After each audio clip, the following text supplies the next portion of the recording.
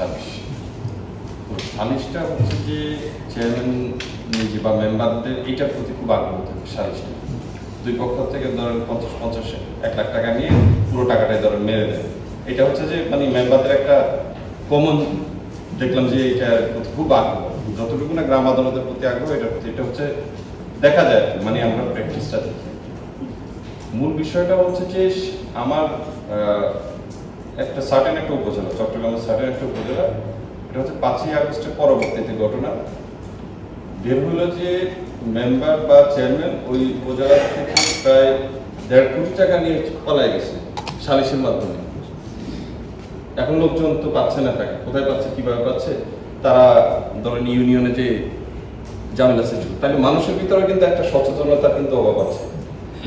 গ্রাম আদালত প্রতিষ্ঠা হওয়ার পরে থেকে কিন্তু বলা হয়েছে সালিশ কিন্তু টোটালি ফরবিটেড, এইটা কিন্তু করা যাবে না, কোনোভাবে করা যাবে না। এবং আমরা বলে দিয়েছি, স্পেসিফিকভাবে বলে দিয়েছি, কোথাও যদি সালিশের মাধ্যমে কেউ যদি টাকা পয়সা গ্রহণ করে সেক্ষেত্রে কিন্তু তার বিরুদ্ধে পর্যাপ্ত ব্যবস্থা নেওয়া হবে।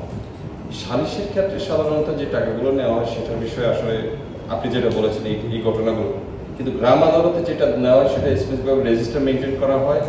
আমাদের উপজেলা নির্বাহী অফিসার আছেন, চেয়ারম্যান আছেন এবং ঊর্ধ্বতন প্রতি, ইভেন আমি পর্যন্ত যে এটা কিন্তু দেখি যে ওনার যে টাকাটা নেওয়া হয়েছে এবং যেটা অঙ্গীকার করা হয়েছে সে টাকাটা পরিশোধ করা হয়েছে এবং রিসিট আকারে দেওয়া হয়েছে এবং আমাদের কাছে কিন্তু রিপোর্ট পর্যন্ত চলে আসে।